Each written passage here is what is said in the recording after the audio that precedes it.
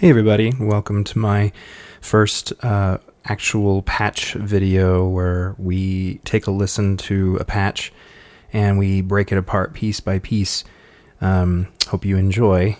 First off, let's take a listen to what this patch sounds like, kind of do a little bit of a performance, and then see if there's anything that we can pick apart from it. Here we go.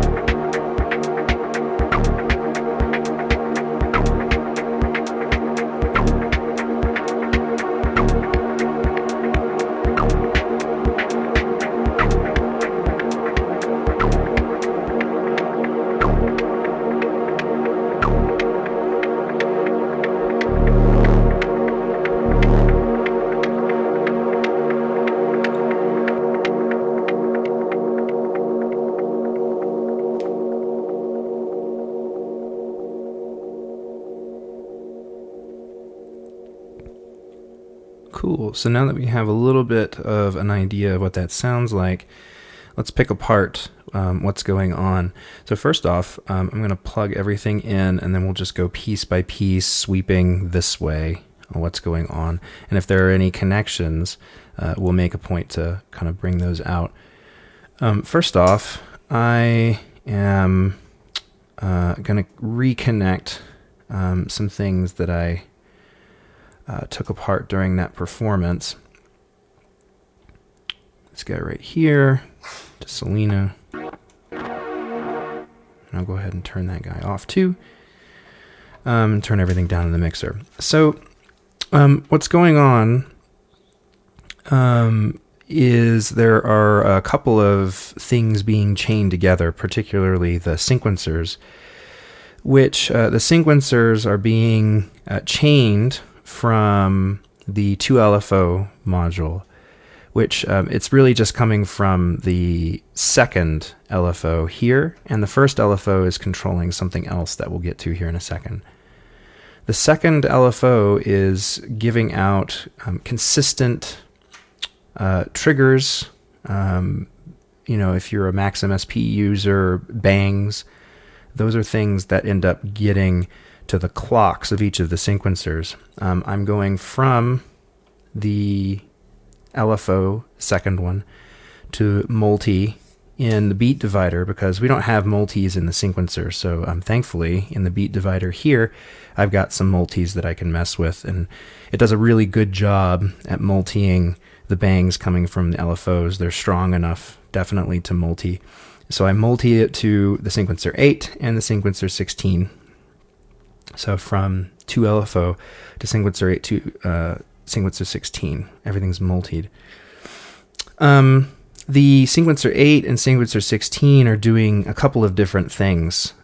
Specifically, sequencer 8 is, of course, doubling the rate at what sequencer 16 is doing. They're both starting on stage 1 at exactly the same time, only this is doing twice as many because, of course, it's half of 16. So, but if you take a look, I have some other things coming out of here that's actually affecting the drum kits and the kicks and things like that. What ends up working really well with this is that you can have more even beat patterns with the sequencer 8 and like snare drum and hi-hat kind of situations.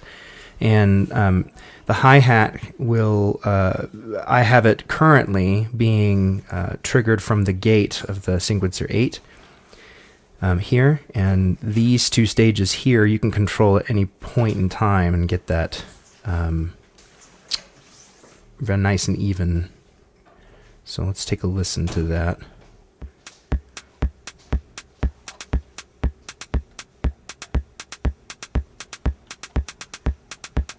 So you can change those stages in real time. The bass drum is actually being forced from the accents of sequencer 16.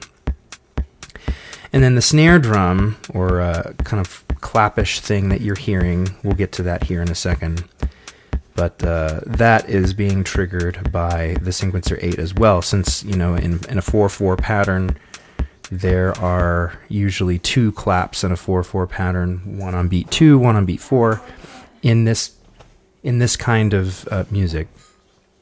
So the sequencer 8 and the sequencer 16 are working in tandem with each other, mostly for the drums. There are a couple of other things that they're doing too. In the sequencer 16, I have in this stage area up here, I have one, as soon as it gets to stage 10, which is this guy right here, stage 10, it is sending out a bang to an envelope. That's affecting the bass.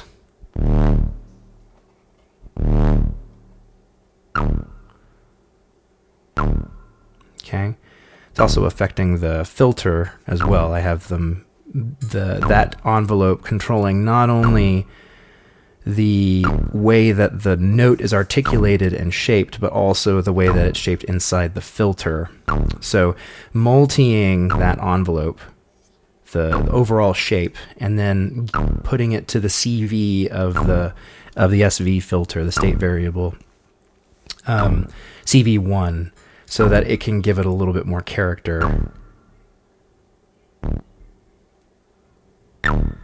And then having the resonance up all the way to give it a nice little kind of tightness to the articulation, a little blippiness. It's really nice for that kind of music.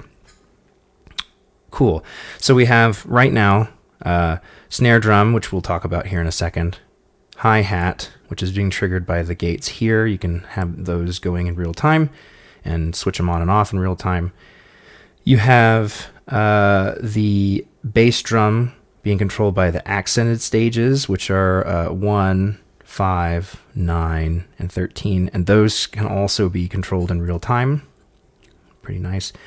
And there are other things that we can potentially do, but I ran out of patch cables because this was just the default amount of patch cabling that came with the actual system itself.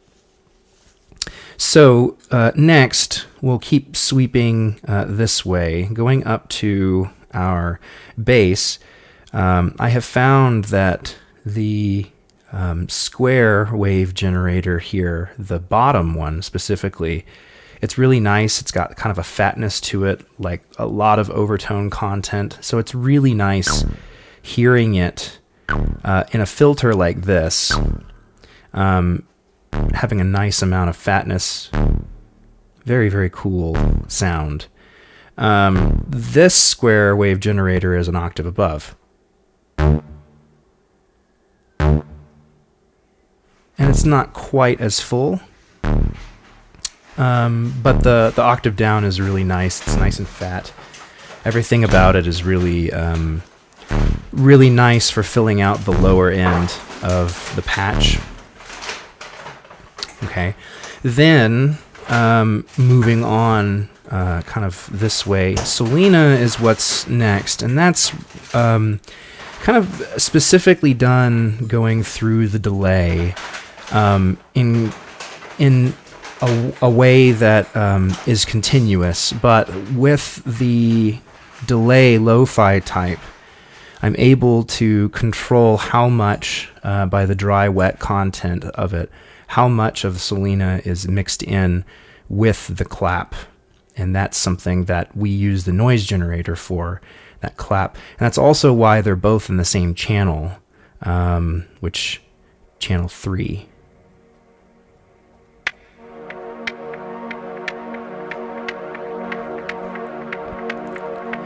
I have Solina going into input number 3, or it can go into input number 2, it doesn't matter. But the main focus that's in the foreground in the delay lo-fi type is our clap, which has a series of things that it's going through because it's controlled. The actual sound source itself is from the noise generator.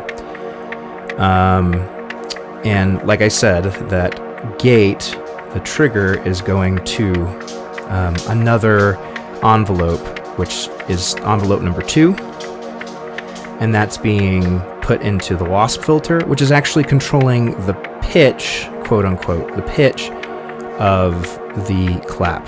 So we can even change the pitch in real time if we wanted.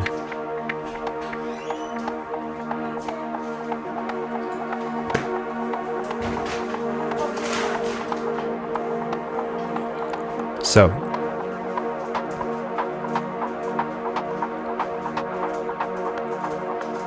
cool.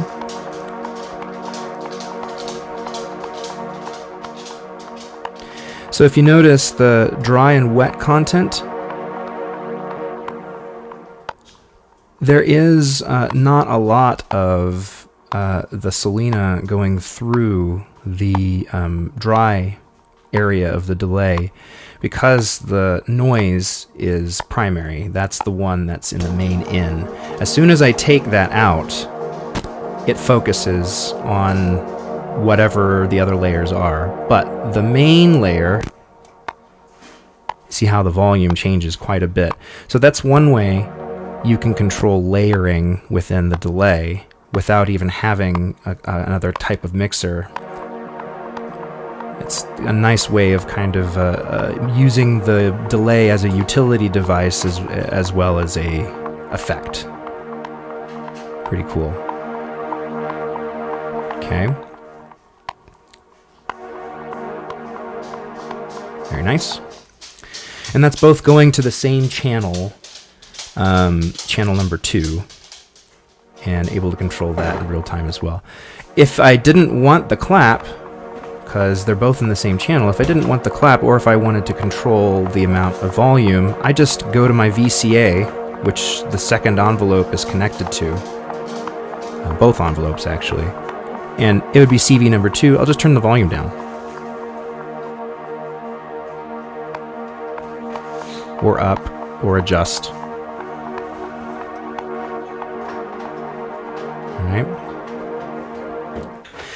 The next thing about Solina is that the chord characteristic, or the chord variation CV, is being controlled by the other LFO. You can hear it changing slowly, the inversions and what's kind of found in how the chord color changes a little bit. That's this knob right here. That's what this is controlling, is the chord variation. And you can have kind of this nice even slope doing that for you, so you don't even have to control it, nice and automated.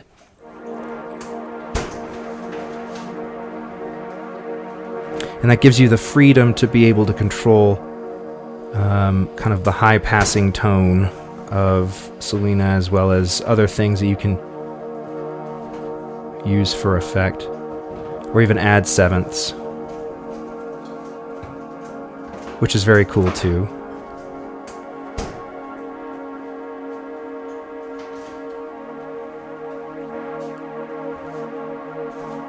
Okay.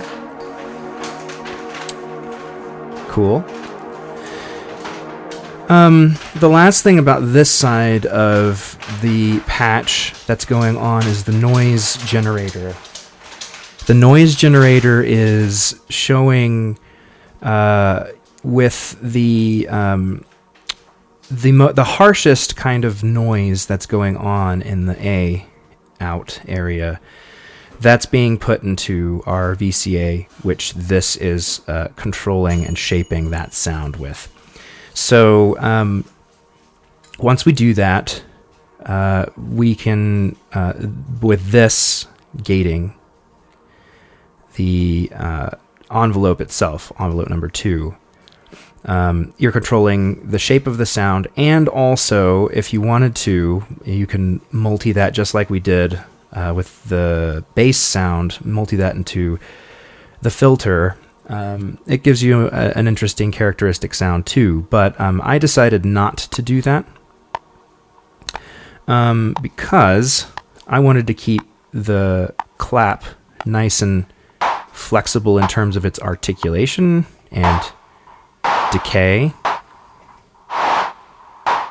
especially when it's going through the delay. I'm going to take out the Solina real quick so we can feature this, especially when it's going through the delay.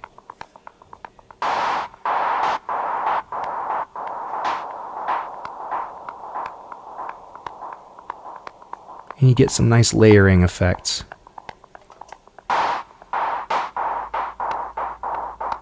It's a nice performative thing that you can use the noise for kind of filler and drum fills and things like that. It's a very neat effect.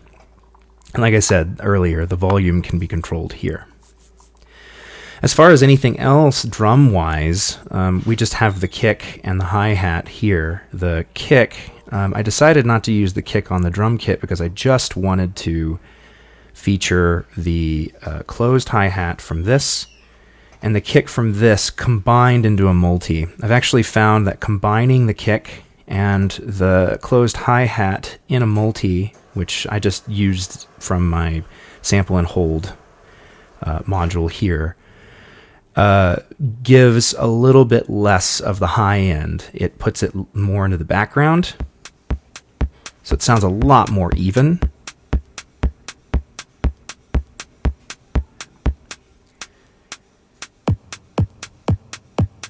And there's if you just put the Drumkit kick in. There's the kick regularly. You get a nice bass response, and the hi-hat isn't too forward and present. That's being multied and put into channel 3. So again, we put all these things together. Get my Solina going.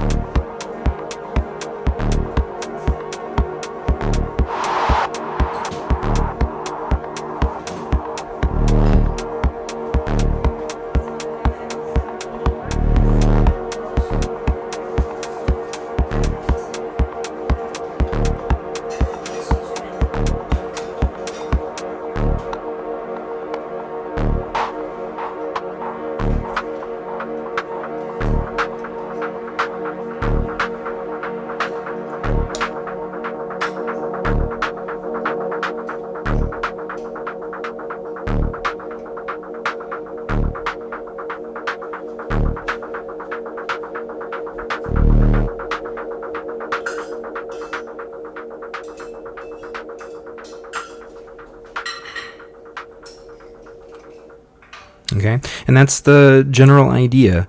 So hopefully that gave you some ideas, things to think about, ways to use certain modules, and ways that you could think about maybe even Solina a little bit differently. Especially, I've been very surprised in this patch. My main thing was to use the delay in an interesting way and to start using the noise generator for percussive sounds. I've found that really, really helpful for claps particularly. So it's something that I definitely want to kind of make more of a point to keep doing in my patches, and instead of just using the snares and the claps from the Drumkit, actually shaping the sounds that I want with the noise and experimenting with that a little bit more too, rather than just using the noise as a control device for any of these sample and holds, modules and logic modules and things like that.